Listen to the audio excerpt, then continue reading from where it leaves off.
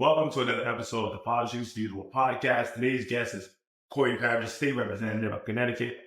Glad to have you. Thank you for coming. How you feeling today? I'm feeling good. I appreciate you inviting me. Of course. So, my program here, we highlight topics and information that we feel the public need, but also want to highlight dynamic people who are doing things in their own spaces outside of what we're used to. And you're a state representative. I was about to say, where are the dynamic people at? Besides you. So for me, you're dynamic in my world. I don't know any state representative. So for me, growing up, I wasn't privileged to have like state representative friends or people like that. So I want to show the people what that looks like on us and just how you got there, how you started. I mean, honestly, in path is certainly by the grace of God. And I don't say that lightly. I say it wholeheartedly. And I think that's because of all of the adversity and trials and various victories, we get tribulation that I've gone through in life has led me here for this moment. And so, I was born in Arkansas. I grew up in Kansas City, lived on the West Coast a little bit, but by all means necessary, I had always experienced a really blessed existence in life, but it is by far never been the easiest. And so moved to Connecticut back in 2011 and went to school at Western Connecticut State University. Was student body president there. And then left there, got into working for nonprofits and universities, fundraising for them. Became statewide president for the Young Devs, doing all the work that we were doing. Actually, probably the worst times in politics because that's at the height of COVID and George Floyd when the Black Lives Matter movement really started taking place. But everything that I've experienced up to this moment has been spirit-led. Right. And has been predestined. And so for me, it's more so trusting the process and understanding that I'm not in control of the universe or my universe. I live in it. And because I live in it, we are challenged. My faith teaches me that we are challenged to do the right thing in order to be pleasing to our Maker. But it's all for yes. Right. Yeah. So what you're alluding to is faith. Yeah. And that's a very hard thing to live by. Yeah. So you mentioned that you were born in Arkansas, but here you are in Connecticut. Yeah. And so it's a far cry from Arkansas, right? Yeah. It's far. Yeah. I'm not sure how more targets here, more Walmarts. Right. So I'm not sure how you landed way on this side of the map here. Yeah. But I know that faith must have led you there because that's a huge jump to make to come out and pursue your passions even still. And it is, and it was. And I think the reason why I did it was because something inside of me said that I needed to do whatever I could possibly do to find my own identity and separate myself from that of my family. I think a lot of individuals only know what their family has taught them, and they only know what their family is. So they stay really close to the idea of that, but they don't understand that there's a whole other world out there of other cultures, identities, religions, beliefs that can challenge and expand upon the human existence if you took a chance to look out for it. So for me, I didn't want to be stuck in the cocoon. I wanted to be able to understand your world, right, and the world of other people did feel like you did grow up like, and I felt like I lived everywhere else in the country. Connecticut was not a place I would have ever thought living, right, but it wasn't the worst place to be in. So I was led here and I've never left. I'm off. Yeah. So you always had a passion for politics when you said you were like student body president. Almost. In my family, they called me preacher. Because when I was younger, I was in church all the time. If you see me enjoying a shot of tequila in today's world, just know that's why I'm not a preacher. But I'll say, I grew up in the church, and so I'd always preached. Like 4 or 5 years old, I go around preaching. We always played church in our family, whatever the case may be. But everybody in our family did something in their career to get back to others. So for my grandmother, it was really important for her that I leaned in to dedicating my life in service of other people. And politics seemed like the natural fit because I had a real interest around policy, around, put our leaders to the process. And so from there, actually, was elected on Kansas first as a precinct committeeman and served in that role, student body president at my college at Kansas, and then moved down here. Got involved in student government, and then afterwards with young dippers. Yeah. So you mentioned that the passion was to help people. So you show the politics and the vehicle. So for me, myself personally, I'm very active in the community. And so when we get a lot of people coming up to me and saying, you should get into politics, right? But for me, I prefer to stay kind of just neutral. And that way, for whoever making sense, right? Like I don't want to, be party line. If I want to just support whoever is making sense, What's right. and what's right. And I feel like often at times, all the time with politics that sometimes it's loyal to just party lines as opposed to the truth of what's right. So I chose to stay neutral, but like yourself, I want to give back and I would like to work closely with politicians to make this happen, right? It is, the thing about politics is, and then when we divide politics down a spectrum of party lines and party identities, it's really easy for us to focus on party identities right now simply because it is really right and wrong. It is really corrupt and good. It is really hope and fair and fear, rather. And so, whereas you do the people, the everyday average ordinary voter and American, they're the ones that tell us what's right and what's wrong. And no matter the party, we need to be able to try to legislate and implement that. But I think we're living in a day, in an age where you literally have a candidate running for office that's a convicted felon. Right. And could you imagine, if you as a Black man had been a convicted felon running for president, how that would have been perceived? So let me stop you because I am a Black man and I am a convicted felon, right? But I'm not in politics, right? And so the level of difficulty, just having the felony on my record as a regular civilian is astronomical. Right. It affects apartments, right? Jobs, right? Anything you try, basically, it'll impact onto your record. We had a liquor store. We didn't put the permits in our day because that would have been an obstacle in getting a liquor permit. You're like, I'm trying to do my life over, right? There was an obstacle. So even to sit back as a civilian and watch a guy that's convicted, but for like a president, like, man, I had a hard time getting a job at Verizon. He's probably got way more convictions than you could have ever treated, right? And I think that is the thing where we're talking about right and wrong. People like us would not have that opportunity to be able to even stay this long at the game. And people from that particular political party is just looking over it as if it's everyone else's fault that he's committing these crimes, is doing the wrong, and we're just making up the wrongdoing. But and I would say as a Democrat that Barack Obama had committed 34 felonies, had get not convicted for it, I would not be supporting Barack Obama. Right. And I hope my party would be able to hold him and Joe Biden responsible if they were the ones on the other side. And that's where I think the difference between right and wrong and good and bad is seen right now in the political framework. So when we talk about politics, I know people don't like parties, but I think right now, the Democratic Party's got its issues. It's not perfect, but it's a heck of a lot better than being over here, where you have Black members of the Republican Party saying the best time that the Black family was in existence was during Reconstruction. Right. That was the worst time. Families were torn apart during Reconstruction. Right. So I think if the definition for most people of what's good and what's bad and what's right and what's wrong is up to that person. But I know for myself, and I think you would feel the same way, Mike, we elect as many good people as we possibly can, try to guide them on the real conscience of where we want to be. Right. I asked this question a lot to teachers because the gap curriculum, right? So basically in a set plan, and you're all, you're Democrat, whatever, Republican, has set plans for their party, agendas for their party. So as an individual, when you see things that are not aligned with what you want to do, do you speak out against them, or do you? That's a great question. And I'll tell you, I see politics almost like relationships in the terms of like the things that I don't always necessarily agree with.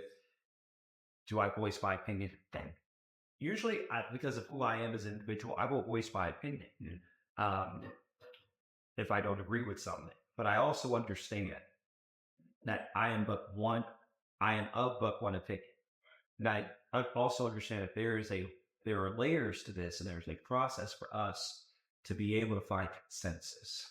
And if there's a way for us to flag those, to raise those red flags, but still be able to find consensus, to find common ground with whatever I don't agree with, that's fine. It's the same thing with issues around when the cases against, the issues around abortion. Would I personally have abortion if I were a woman? I don't know. As a man, would I have one? Would I want my partner to have one? I don't know. But I don't think it's my job as a man to legislate someone else's body and the autonomy of their body. And I have people say to me, well, you're a Christian, and this is what's written in the Bible. Yeah, but I also know that there is separation of church and state. Right. And only person who could put me in heaven or hell is God. When I get to the gates, God's not going to say, you, Corey, allowed for all these people to get abortions, or you're going to go to hell. That's not what he says. Right. He only looks at what I've done. And so I think that's what we need to look at for people. We need to give people the free will to make decisions. So I want to jump in there. Yeah, that's what God gave us. Free will. God blessed us with free will to make our own decisions. That's right. And so I agree with you, about people having the ability to make their own decisions about their life. That's right. And it's even with the same with guns. Yeah. It's not that I don't want guns to be taken, for people to lose their right to bear arms. I'm not saying that. But I also don't think that we need semi-automatic rifles and machine guns and AK-47s on the streets. Yeah, because that's nothing more than to hurt or harm someone. That is not an inalienable right that is given to us based on the makings of this country. So I think that we allow people to have free will, and when people go over the mark with their free will, we need to obviously deal with that as a society. All right. So this just speaking to like the Second Amendment, right? Yeah. And I don't want to go civil rights, and that's not this fault, right? But that's my fault. So it's okay. It's okay. My understanding of when they put that in the Constitution was because it wants to have citizens have the right to bear arms against tyrannical government. Right. Right. And so if we frame it in that way, it's like, do we need bigger? Do we need bigger? That's right. So, but I think that message, that original framing of it had been way lost. You're absolutely right. I think the gun thing now is way past that. I mean, people just have too much. And we had a tyrannical government that encouraged people to use those guns on law enforcement and against the very buildings that are the institutions and fabric of our nation. So I think we have gone too far at some of these things, and I hope that, we'll be able to come back, but we just have to get back. I think in politics, for me, it is basically getting back to the basics of what's right and what's wrong, and being able to just have opportunity for people. Mm-hmm. Not everyone has to agree with it, but if you were in a position where you needed some of the resources that we're advocating for and the programs that we're advocating for, it is critical that those are made available to all those. And that's part of what this program is about, is providing access to resources to people. But what I would like to do, since I have you here, can you just clarify for the viewer how voting works? Just level of voting. Just start from like the bottom. Yeah. Which elections matter? Just a brief outline of voting. Every election matters. Right. I know it's cliche to say that, but every single election has consequences. So from your local election, for your planning and zoning, the reason why that has consequences right now, there are more cannabis stores that are trying to open up in everywhere. And because of the Planning and Zoning Commission, if you don't like those, then you should be on the Planning and Zoning Commission to limit how they come into our cities and where they're going in our cities. So that was the charter, right? Because I voted, the charter was completely different. Okay. And the charter was basically building out, and that's through the Board of Reps and then the Charter Commission that's set forth by the mayor, but that's building out the master plan for like the next 20 years of Stanford, and what our zoning laws, somewhat of zoning, somewhat of finance, but also development, also in terms of infrastructure, what all of that looks like moving forward. And that's why I think that became so contentious. And then you mix the board of reps, which is basically our city council. And, they're voting on ordinances and enacting policy around, your beach paths, your trash, whether or not we're going to allow new businesses and new developers to come into the city, how we're spending the city budget. And that's the board of representatives. That's the board of representatives and what that city budget looks like. Then you go up, arguably to the mayor. And then from there. What about the district reps though? Let's go back. Who are the people in their community? Who should people get the community be talking to get research before the direct immediate community? They're board of reps members. They're board of reps members. And I think, that there's a lot of confusion about times. I get a lot of calls from people saying, I need you to do X, Y, and Z for me. And I'll say, look, I have no problem with helping. That's a local issue. Right. It's not a state issue. I couldn't do anything for you. So your board of reps members are really going to accompany with you, help you with anything on the local level that deals with your beginning of it. But I just want to clarify that because a lot of people like that misconception, they think like, I don't want to vote for this, I don't want to vote for that, or not voting at all. Yeah. And so there's so many misconceptions about voting. Right. Particularly too, even the presidential voting, like there's still people who believe that you can't vote with a felony but you can't. You can't. So I just want you to run, you can vote. All right. So I just want you to just be very clear and just outline, that you can vote at these elections. And we need you to vote. Right. And I think if your vote was so important, they wouldn't work so hard and try to take it away from you. And people are working overtime to strip away the opportunity and the right to vote for elderly folks, for young people, for women, for people of color. And remember, only white men have the power to vote. And the thing that I thought was really interesting is that you look back at history, there were black governors during Reconstruction in some southern states. I always think about, well, how did that even take place or occur if white men were in power? But you look at the structure and how it's set up, because marginalized folks have so much power in terms of numbers. Right. That is what could actually lend itself to changing the course of our nation in a few key areas. Doesn't have to be everywhere in the country. It's just a few key areas. Donald Trump only became president in Milwaukee. He won Milwaukee in 2016 because there were 6,000 black men who did not vote. Right. It was literally that close. And so I think we need to get back to that plan. I mean, which because even working. So then there's mayor, and we know mayor, chief executive officer, our entire city, and then state rep, state legislature. So state rep, state senator. And look, I mean, we're two different houses in the Connecticut General Assembly. The House has 152 members. The Senate, I think they're around 36 members. And, what's really important there is that we're voting and crafting policy for the entire state. So when I hear people in Stanford say, well, I don't want this, I hear you. Right. But you have to understand that I am not just representing the 25, 30,000 people in my district, but I also have to make a decision that's going to affect 3 million plus people across the state. And we need to think about what the implications are for that. And then you, of course, go up to lieutenant governor, treasurer, comptroller, attorney general, and secretary of state, which all do different things. Those are regular elections, whereas our 2-year. And then because that research so far. So every 2 years, whenever you vote for So I'm retired one. This is going to be my third term. That the man retired. Yeah, it's one of the other. I'm like, It's what it was, brother. But it comes about so quickly. Yeah. And I try to stay. And the thing is about our legislature, like in New York, they make a ton of money. It's a full-time job there. Our legislature literally is a full-time job, but then we still have to have full-time jobs outside of the legislature. So for me, I try to be everywhere I possibly can in my district. For us, we don't get paid very much in the legislature. So it's a citizen-led legislature where everyone has the opportunity, but we also to serve, but we also have to be able to have full-time jobs to survive. Wow. I didn't know that. I figure I look at politicians. I see nice suits. Yeah. I said, man, this guy's making a lot of money doing Not it. at all. And they're cheap suits, I guarantee So- you. so- Just well tailored. So it is more of a service Yeah. job than people really Yeah. know. I think people have a misconception about politicians Yeah. overall. We see them on TV. We always see like the shady ones, whatever. Yeah. I think people have a general misconception about politicians overall. Absolutely.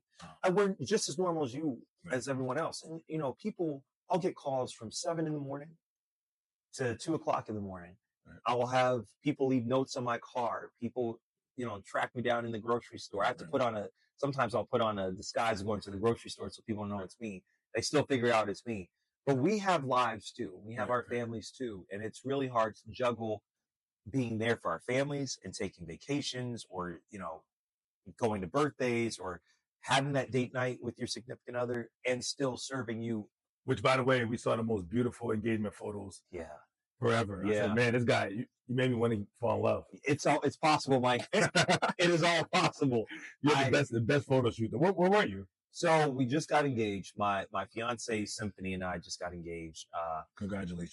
Thank you. And we were down in New York actually for those photos. Only in New York? Only in New York. Man, I thought you were like in Paris. No, or something, man. only I in said, New York. wow. And it was amazing. a great little spot that she had found on Instagram. Always wanted her engagement photos taken there. Did it. Amazing. And you know, it's been beautiful. But the thing that's great about it is that I work really hard to make sure that I don't lose sight of what we're doing back at home in our district. Right. And she's supportive of that, which is great. So speaking to that, what are the issues that are passionate for you? Yeah. What are your hot button? Childcare, Uh-huh. higher education, housing is a big issue for me. And then I think also just how we're actually using our state budget to be more equitable for the entire state. Okay. So with childcare, you know, if we're enabling more moms to go back to work by making sure that there's affordable and accessible childcare on the table. And no one has been able to figure out affordable, universal ways. Yeah, childcare is out of control. It is. Man. It's almost the same as rent. In some cases more. Yeah. My daughter is 9 now, but Lucky you. man, we were spending $1,200 to $1,500 a month on just. Could you imagine having childcare. 2 kids? Oh no, I couldn't imagine. No, I wouldn't do it. And so that's why we see so many parents now with jobs that are a little bit more hybrid, or we see one parent staying home, and there are a lot more dads staying home than ever before, as opposed to women. But if we were able to figure out a way, people don't realize if we were able to have universal childcare, if we had more options for childcare, the return on investment on the person's home, their property values would go up. The return on investment in terms of our public schools would go up. The same for businesses, neighborhoods, streets would be safer, and kids, we would spend an exponential amount of, we would spend less money exponentially over and over through and through on our budget on the public school side of things, because kids in the K-5, that's 90% of their brain that's being developed in the early years and the pre-K years. Once they get to middle school or to elementary school and middle school and high school, we're spending $12.5 billion to basically catch them up on brain development. Right. So it's kind of like, at this point, investing there and then investing in our higher education system is really critical, because that's going to be the pathway from at the beginning and at the end for communities of color, for families of color, for low-income families, and having really good bookends on in between that public school education is critical. Right. So you also mentioned that housing was a topic for you. Yeah. And we spoke before about housing Yeah. briefly, and you sat on the panel with my sister about affordable housing. Yeah. But your sister knows it all. I have to give her credit. Nikki is the champ on housing. Well, Nikki's not here. You're here. So next week, tune in for Nikki. Yeah, so you'll be the champ today. Yeah. But just want to speak to just the overall housing market. I mean, obviously here in Connecticut, because that's what you know about, but just overall in the nation, like what is going on with housing, man? Man, I mean, they say that it's a buyer's, it's not a buyer's market, that it's a seller's market right now. And the incredible piece about this is that a lot of people have purchased homes way back then, and now the value of their homes are through the roof. But then you've got an issue where student loan debt is catching up with young people. And I don't mean just young people like 20-year-olds. I mean like 25 up to 40. Right. And then an astronomical amount of people with, from 40 years old on up to 70 are still dealing with student loan debt. Right. And most of them are people of color. So that's a real factor. Cost of living has gone up. That's another major factor as to why people can't afford homes. The wages are down, or stagnant rather. They haven't gone up. They haven't really gone down. So I said 2-3 years ago when we started talking about this in the legislature, my take on it was, we're talking about low-income housing and affordable housing. First and foremost, the inventory in most places, especially in Stanford, is very low. I don't want to spend, 40 or 50% of my income on housing if I'm not owning it. Right. But then I also can't afford to own a home that, and I looked at inventory recently, there was a two bedroom, 1-bath condo in my district that was $537,000 and less than 1,000 square feet. Now, for me, I grew up in the Midwest and in the South. So why am I paying over $500,000 for less than 1,000 square feet? Right. But I think what's happening is that you also have a lot of older folks who are downsizing, that want to live in cool, vibrant, walkable cities. Right. A lot of young people that rather take and spend their money on vacations, getting a dog, experiences. Right. And renting is fine with them because they're in so much debt. Right. They're the generation that's screwed up. So there's no way to really, the only way that we can fix it is one, having a rent cap for people. My rent has gone up $600 in the last year. Crazy. Capping out the rent, making sure that we have more first-time homeowner programs. And for people like me and other people, people like us who are in our age group who are making more money than their grandparents and parents would have ever thought of because of, their educational and academic attainment. Problem is this: 6 figures, $100,000 in this day and age is nothing. I know. So we've got food insecurity, housing insecurity. We want to make sure that people are secure instead of running away from that. The problem that we then run into is that if we know those who are on the bottom end are already struggling, but now we see the middle struggling more, that's going to be a bigger problem. For sure. And the rich are getting richer. For sure. And I think the other issue here in Connecticut specifically is that we are a small state with nearly 4 million people living here. But because of zoning laws and because of the NIMBYism, the not in my backyard folks, right, like in Greenwich and New Canaan and Greenwich has been like that forever. They fought cell phone towers. I mean, they've been fighting forever. Everything. Yeah, they fight everything. Everything. And they're successful in it because they have the means to be successful. They're lobbying. They have new housing that was just built in Darien, across from Cafe Nero.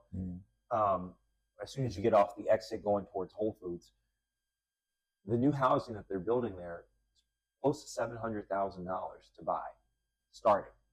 Madness, man. So it's not accessible for you and me. Developers come in, they pay more money so that they don't have to have a certain percentage of income based rentals. A building that's different did that too. Yeah. And they're doing it all over the state. Yeah. So it's making it much worse for us. And the problem is, the other issue is, if you look in New York, Harlem's now gentrified. Brooklyn's gentrified. The Bronx is going to be there soon. So when all those folks get priced out, they're moving up. And all of our people are moving up. Then all of those people are moving up. So it's a real crisis. And I think that we need real leadership to be able to really talk about that problem. For sure. So what is next for you? What does your trajectory look like? What are you working on? Where do you want to go with this? This next year, I want to work on finding a way for young people who feel displaced or take gap years to commit themselves to public service for 1 year, connecting with nonprofits or local organizations back in their cities. And if they do 30 hours of community service over the course of a year, we'll pay for their first year of college at one of our state institutions. Because our state Wait, is this something that's already happening, or no, is this something you want to implement? It's something I want to implement. Awesome. That would be awesome. My 2 big bills, we're looking for the implementation and the rollout of our student loan program finally this year. Before that, passed a bill, authored and introduced and passed a bill, focus on mandating financial literacy to be taught in schools. That would be great. You know, and that passed, and so that mandate will start in 2025. So it's one thing to pass a bill and to pass a law. It's another thing to see it implemented and actually touch lives and impact lives. So I just want to keep working for everybody. That's all. That's what's up. Yeah. So I told you before, I'm following you all the way to the White House. You'll be there. You'll be the first interview I give, Mike. I promise, man. Corey Parrish. Thanks, Thank you, brother. I Appreciate you. Thank you. Appreciate you.